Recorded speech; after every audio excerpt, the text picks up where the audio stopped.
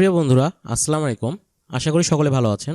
Cyber developer B থেকে আমি রাজীব হাসান আপনাদের স্বাগত জানাচ্ছি আজকের ভিডিওতে। আজ আমরা দেখব একটি ওয়ার্ডপ্রেস সাইটকে খুব সহজেই কিভাবে এসএসএল বা এইচটিটিপিএস এ রিডাইরেক্ট করা যায়। তো আমি একটা ওয়ার্ডপ্রেস সাইট ওপেন করে আসি। এই যে এখানে আমাদের ব্রাউজারের উপরে লেখা দেখাচ্ছে নট সিকিউর, না মানে আমাদের এসএসএল নাই এই মুহূর্তে, কিন্তু অ্যাকচুয়ালি কিন্তু আমাদের এই ডোমেনে কিন্তু এসএসএল আছে। আমি এইচটিটিপি দিয়ে ওপেন করছি, এই কারণে কিন্তু এটা আমাদের এসএসএল আসতেছে না।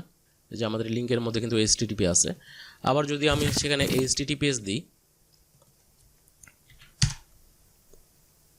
তখন কিন্তু এই যে আমাদের এখানে লক চিহ্ন দেখাচ্ছে, এই যে সিকিউর দেখাচ্ছে, কানেকশন ইজ সিকিউর।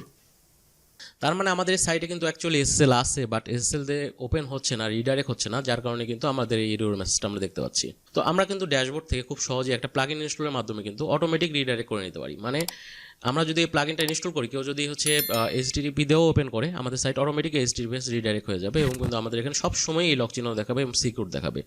তো এসএসএল রিডাইরেক্টের জন্য আমাদের প্লাগইনটা ইনস্টল করার জন্য আমাদের ড্যাশবোর্ডে চলে যেতে হবে। তো আমি ড্যাশবোর্ডে লগ ইন করতেছি। ড্যাশবোর্ডে লগ ইনের জন্য এখানে আমি /wp-admin দিচ্ছি, দিয়ে আমি ইউজার নেম পাসওয়ার্ড ইউজ করে আমি আমার ড্যাশবোর্ডে লগ ইন করে নিচ্ছি।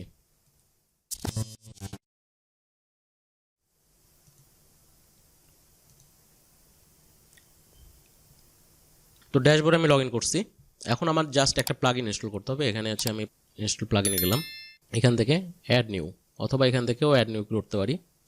এখানে প্লাগইনটার নাম হচ্ছে রিয়েলি সিম্পল এসএসএল।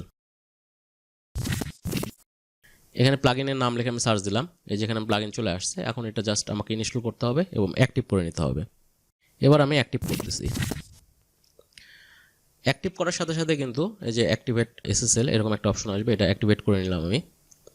অ্যাক্টিভ করার পর এখন কিন্তু আমি যদি এই অ্যাড্রেসটাকে রিলোড দিই, আমাদের অটোমেটিক কিন্তু এখানে লক চিহ্ন চলে আসলো। দ্যাট মিন আমি কিন্তু এইচটিটিপি দিয়েও যদি আমি ভিজিট করি, এখন আমাদের কিন্তু এইচটিটিপিএস এ অটোমেটিক রিডাইরেক্ট হয়ে যাবে।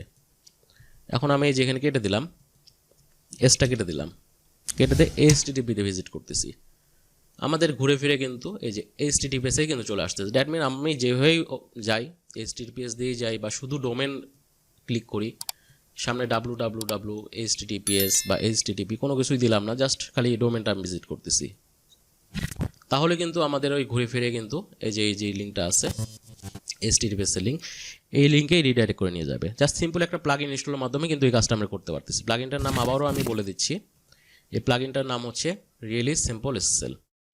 এই প্লাগইনটা ইনস্টল করে অ্যাক্টিভ করে দিলে আমাদের কিন্তু অটোমেটিক রিডাইরেক্ট হয়ে যাবে। তো বন্ধুরা, আজকে এই পর্যন্তই। আগামীতে দেখা হবে নতুন কোনো ভিডিও নিয়ে। সে পর্যন্ত সকলেই ভালো থাকবেন। আল্লাহ হাফেজ।